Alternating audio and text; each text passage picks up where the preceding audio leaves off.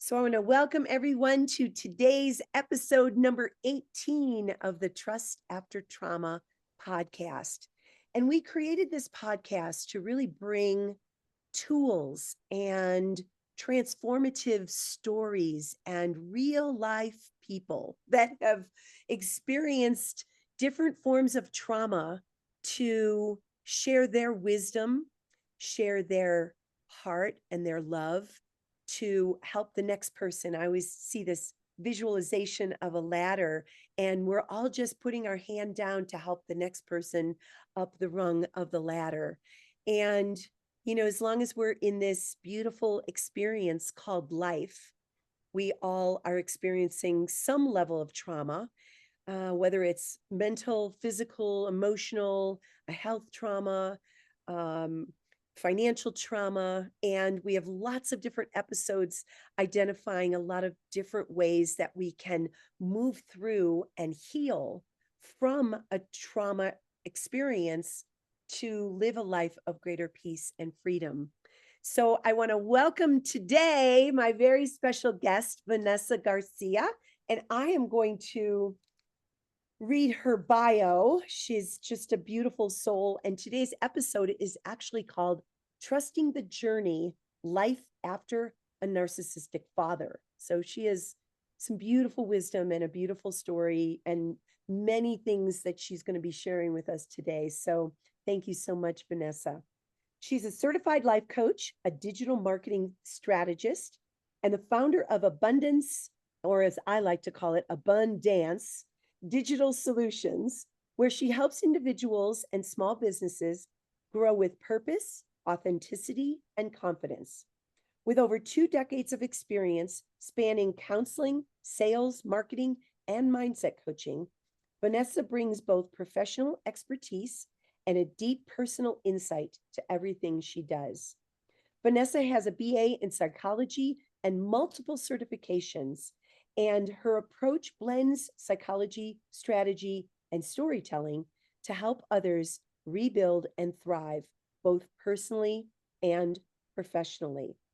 Vanessa's mission extends beyond business and branding, and it's about helping people find their voice, reclaim their confidence, and create a life and a legacy rooted in abundance. So, welcome, Vanessa. I'm so glad you had some time to share your beautiful heart and your beautiful wisdom with us today. And I would love for you to put your voice out there and share a little bit about why this topic title really spoke so intimately to you. Yes, thank you. Well, first, thank you so much for having me. I'm so excited to be here with you and just share about such an important topic. I think this in particular is close to my heart because I've spoken to so many women that have absolutely no idea that they're interacting with a narcissist. I think sometimes we feel that when we love someone, we are willing to do anything that we can to make things work. And and that could be in friendship, that could be in a romantic relationship, or even with family. So I think firstly, it's so important to identify what a narcissist is, because it really goes beyond like vanity and personality. Often people think that someone who's self-centered is a narcissist, or someone who's vain, but the reality is that it goes much deeper than that.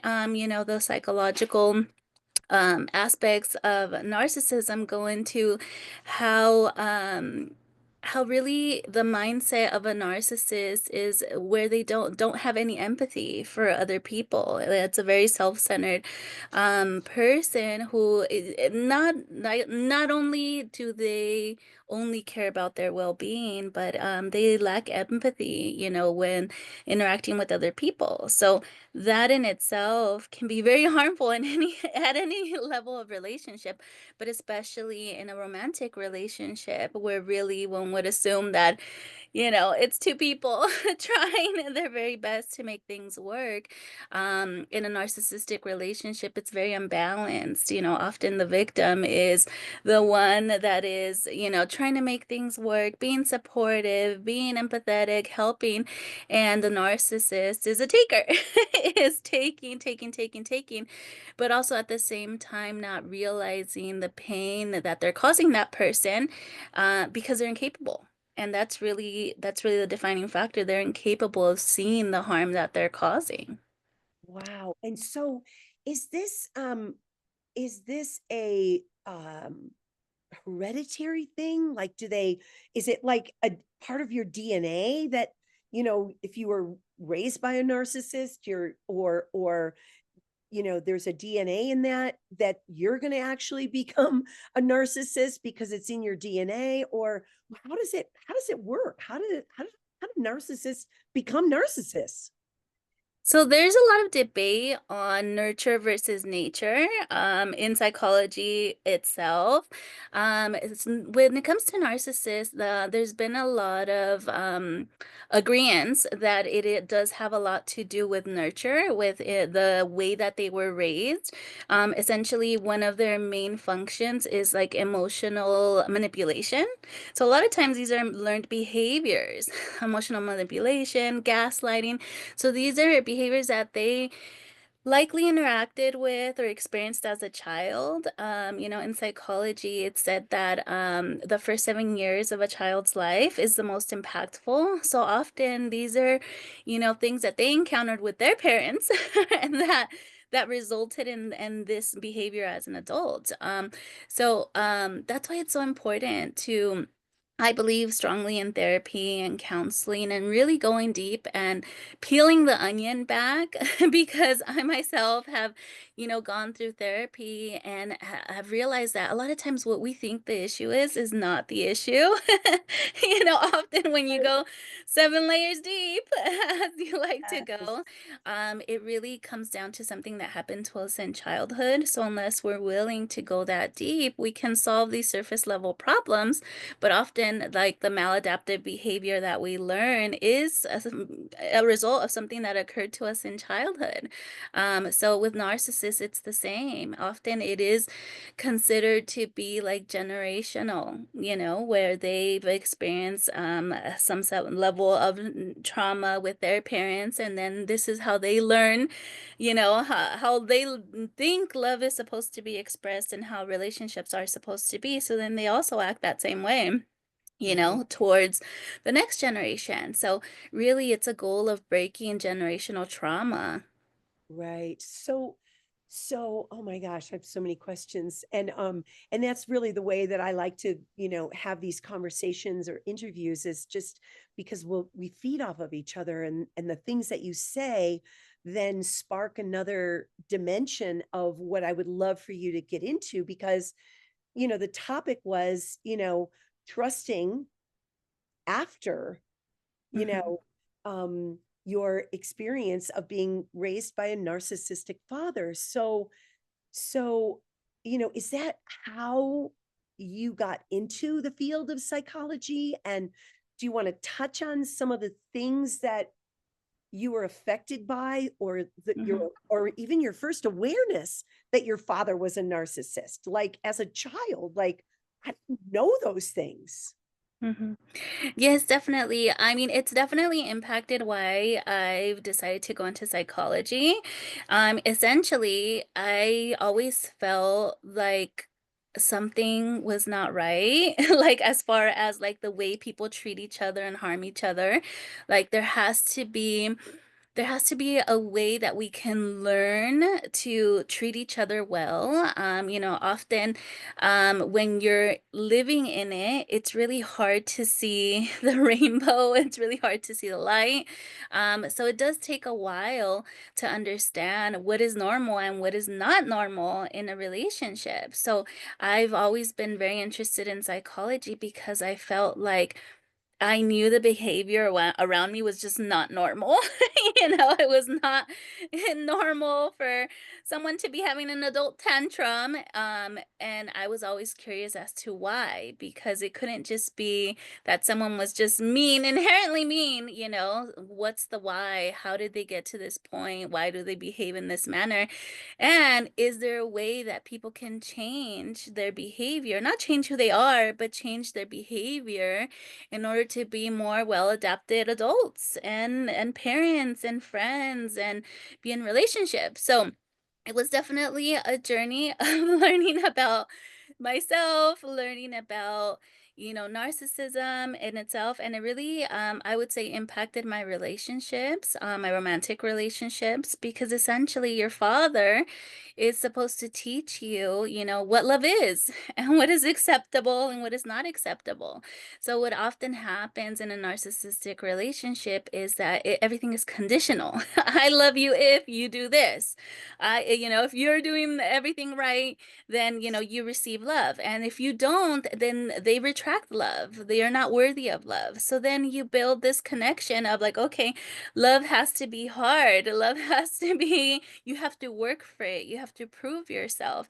And if someone retracts their love, then it's because you're doing something wrong. So that inherently will go into every relationship moving forward. It is a learned behavior. So then, when dealing with romantic relationships, I'll give examples on my romantic relationships and how I've seen them evolved as I learn more and more about psychology and I learn more about myself and heal.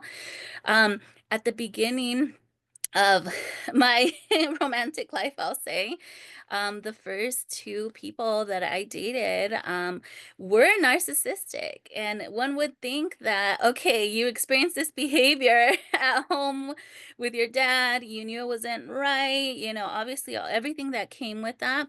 But then the textbook situation ended up with a narcissist. Why? It's because subconsciously I had accepted that this is what love was. Love was someone that was super charming, life of the party, just really engaging. And one day, and then the next day, mad, withdrawn. And, it was just part of life. Like this emotional roller coaster was just something that was normal to me at the time. But the reality is that they had some of the same characteristics as my father, and I subconsciously accepted it, was attracted to it, and it was really something that I had no idea about, and I think it's common for someone to think like, of course you would be attracted to the charming person, the life of the party, like who wouldn't? Which is obviously the case a lot of the time, but it's the withdrawal of love, that's the indicator of like, wait, this is not a healthy relationship. Because if it's conditional, then it's not love. If it's conditional on acting a certain way, doing certain things, it's not a healthy relationship. But I didn't see it that way at the time. Obviously I knew like, okay, this is not the ideal situation, but I didn't realize at the time that I'd learned to accept that behavior because I learned it from my father. So the first two relationships that I had, they were definitely narcissists, and I definitely didn't see it until I was in way too deep, and that often happens because you get into this loop, and it's very physiological as well. It's like this dopamine addiction, right? Where the highs are so high, your dopamine spikes and you love the feeling and everything's great.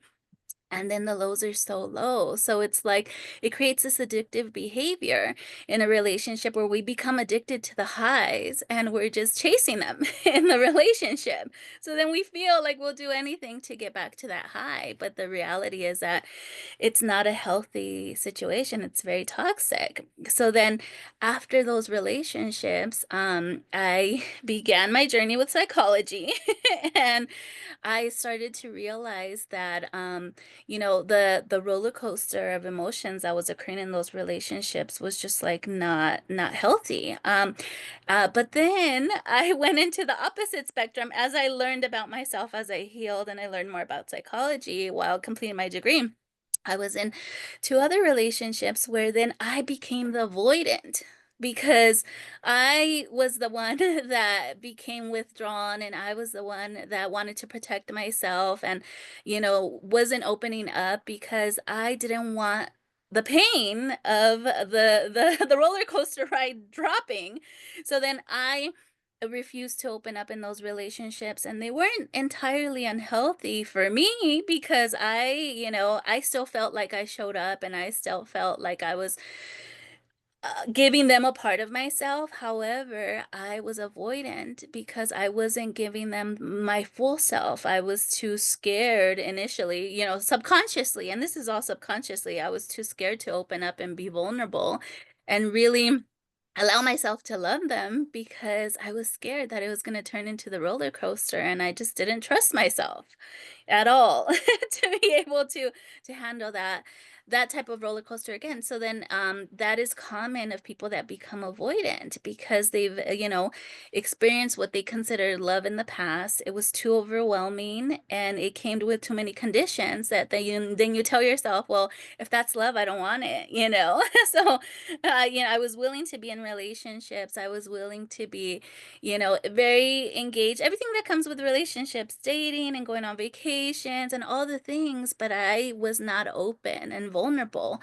Essentially, I was in relationships where I was emotionally unavailable. So that also wasn't an ideal situation. And it's not considered a good relationship or a healed relationship.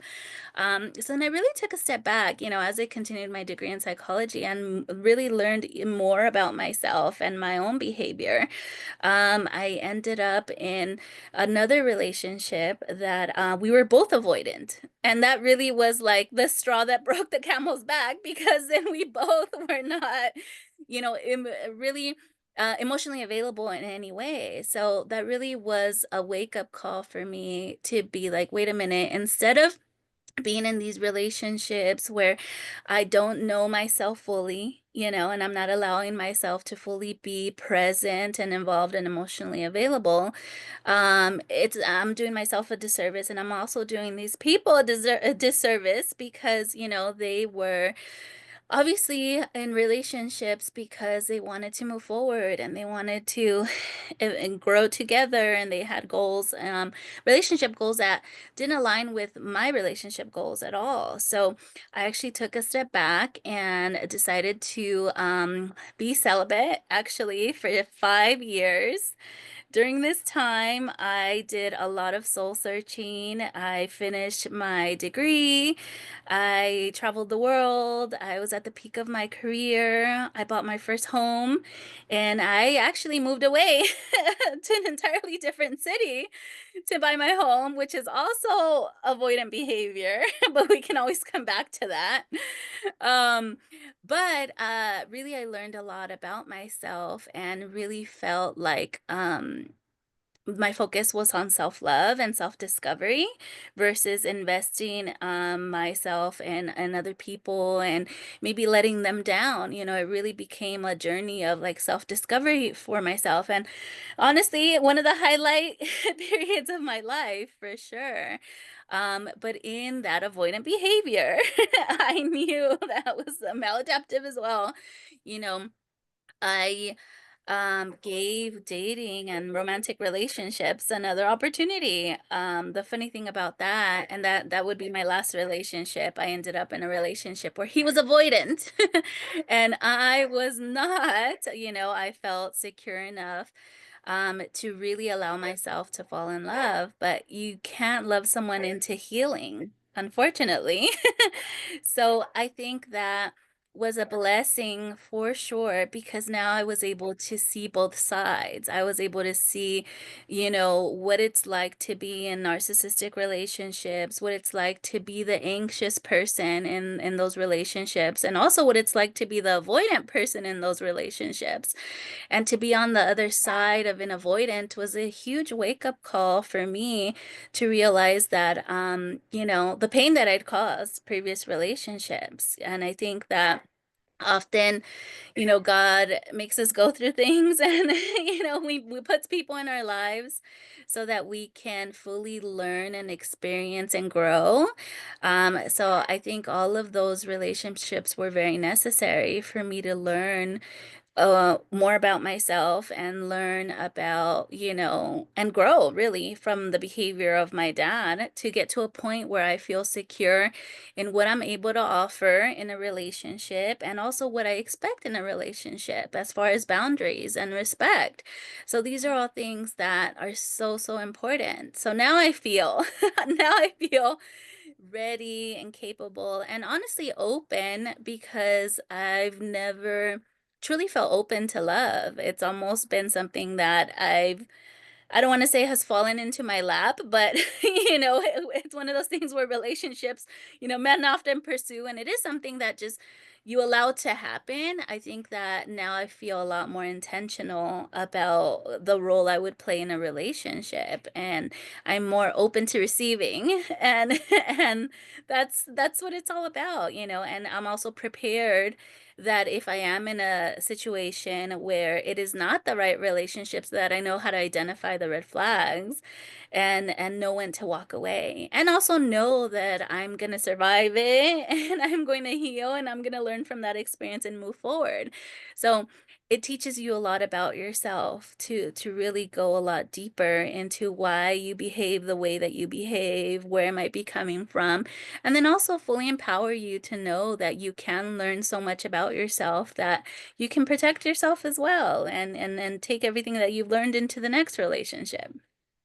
Absolutely. And I love that you shared so many examples of patterns of behavior because behavior is not who you are, it's the behavior that you exhibit. And a lot of it, like you said, comes from our subconscious mind and things that we were shown and things that we deemed normal because that's the environment that we were raised in. And until you look at them with discernment, with a new eye of awareness, you can recognize your part in it, you can recognize their part in it. And even as you were describing earlier about narcissists, um, they lack empathy and they also feed off of someone who is a total giver, has a people pleasing background and a background in being the peacemaker. So it's like the magnet, and when it's so fascinating that you went into psychology, and I know that several people that I follow that are in this space of domestic abuse and domestic violence and learning about trauma behavior and all kinds of healing modalities, um, the recognition of our awareness of different patterns and behaviors. And I love that you shared so openly because someone listening is going to say, oh my gosh, that's exactly what my last relationship was, and I know my part in it was this, and their part in it was this, and that's what they attracted. And also what you brought in is, ultimately what we all really want is healthy, vibrant relationships. And it starts with us. We have to realize that, love is not conditional, even self love. Mhm. So if we find these different ways in which we can even trust the journey, because that's really the part of, this topic that we're talking about today. It's like we're trusting the journey. Look how far you've come in your awareness of the the aspects of your behavior that fueled several of the relationships that were not healthy. And here you are now and sharing so many beautiful tools and so many different ways that people can recognize, oh, I'm being avoidant now. I mean, not all of us are going to get, I have my, my minor in psychology, but not all of us are going to go and get a psychology degree. But for you to share your wisdom and your knowledge about different behavioral traits that feed into and are fueled from an understanding of narcissistic behavior and and what the other aspects of it are, the avoidant, the ways that they withdraw with, if you're doing something that they don't deem, worthy of their time or their love, then they will retract and give you the silent treatment, which is something that I experienced in a previous relationship. And it was just so interesting because it was a red flag for me. And I was like, wow, that really just um opened my eyes to a behavior that I knew wasn't worthy of what we were going through as a couple. And then my wanting to step back and learn more about the behavioral traits of narcissists. So, in continuing this dialogue and this conversation, what are maybe a couple of tools or tips that you could share with our audience that would help them, again, putting themselves first in a not a narcissistic way or an ego way, but a self-love way that allows them to be open to healthy or healthier relationships, whether it's an intimate relationship or a relationship with a family member, or just just different ways that you can, maybe share with us some of the tools that you have in your little magic tool belt, and share with us like what some of those tools could be to help them, you know, be more available to a healthier relationship. I think key in a healthy relationship is reciprocity. So that's often an indicator. Like if you feel that you're showing up and that you're present and that you're putting in 100% of your effort and that person is as well, then it feels reciprocal. It feels like you are really reaping what a relationship is supposed to be. When it becomes one-sided that in either direction, whether you're the one that is, being avoidant, whether they're the ones that are being avoidant, because avoidant tendency is common. It doesn't have to be associated with narcissism at all. Right. Narcissist is, I would say, the highest level of an abusive relationship that you can be in because they're just incapable of empathy. So, I mean, they could be physically abusive and feel nothing, no remorse. So, of course, that's an extreme example of a relationship.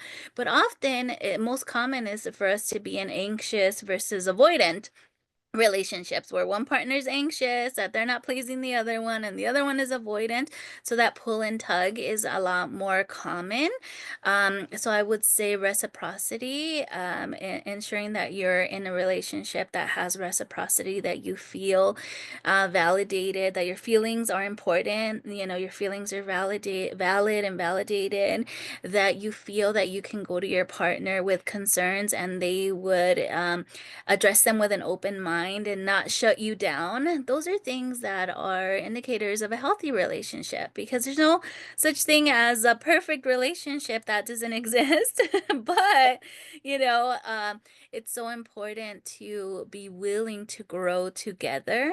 And I think that's also important because often in relationships, people are so willing to grow individually, but to grow together, it is really an indicator of a healthy relationship. So those are all, you know, I would say tools to take into your relationships, whether they be romantic or otherwise, because often we end up in toxic relationships with our employer, where we're an overachiever and working so hard, and they're not grateful for it. Or often we're in a toxic relationship with a family, where we feel like we are giving and not they're not reciprocating. So these are all things that are important. And that's a common trait of anyone who's experienced abuse in the past, becoming a people pleaser because you just want to keep the peace, because you just want to make people happy. And I myself was, and I say was because I say was lightly because I still feel like a people pleaser, but now I can see when I'm not respecting my own boundaries. And that's really what it is that you have to, yes, set boundaries with other people, and then also set like guardrails with yourself and know like if you're doing too much. So because it can definitely take you down a dark path, becoming anxious is no walk in the park. Being depressed is no walk in the park. So these are all things that can be a result of people pleasing. It seems fun and nice on the surface, but often can lead to burnout, can lead to anxiety. I myself have struggled with anxiety in the past, and a lot of the times it is self-induced because you're over pleasing the people in your life. So it's important to set those guardrails with yourself and know that you set boundaries with the people in your life, and that if they don't respect those boundaries, you address it with them, and that you are always putting like doing a temperature check for yourself. How does this feel? How does this make me feel? Does it feel good? Does it not feel good? Why doesn't it feel good? What would I want instead? And sharing and really being vulnerable with the people in your life, because if these are the people that are supposed to love you, care for you, that you are spending your life with, which is so precious, then they should want to respect your boundaries. They should want to know about your feelings. They should want you to be vulnerable with them. And if they don't, then that's an opportunity. That's an opportunity for growth on both ends. I love that. And, there's just so many things that you brought up that I just want to say right now, there's so much to this topic. And I know that it's definitely speaking to a lot of people out there, men, women, and young adults who, can recognize these types of patterns. So I would love to invite you back another time and we can dive even into, some other aspects of this topic. And I, in the show notes, I just want to tell everyone that there's going to be many ways that you can stay connected to Vanessa. She has a beautiful website, theabundancedigitalsolutions.com. And she's on all the social media, Instagram, Facebook, and she is just, as you can see by today's conversation, so generous with her information, with her knowledge, with her heart, with all of the things that she is learning, growing, evolving through, and even recognizing that we're here to just continue to evolve to our next level of growth and well-being. And so, yeah, any short parting words before we close today's interview? I would just like to encourage everyone to do some soul searching. Often the answers are closer than we think. So let's not avoid our feelings and really focus on our joy. Because as Janet likes to say, this is not a dress rehearsal. It's not a dress rehearsal. Yes, and it's so much that life So is much that calling for is each and for every one of each and us to experience as ourselves. So, from our hearts to yours, we want to thank you for joining us. Please share this episode with people on your list that could benefit from this conversation. And we're just going to keep the ball rolling and keep the energy moving forward. And every week at Freedom Friday at 11 a.m. Pacific time, a new episode is being launched on all of the major podcasts and our YouTube channel.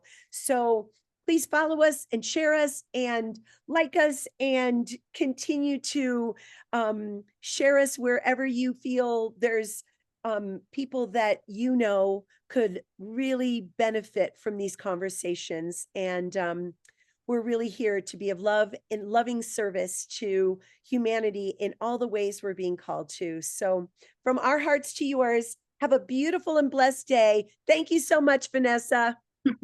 Thank you. Okay, much love.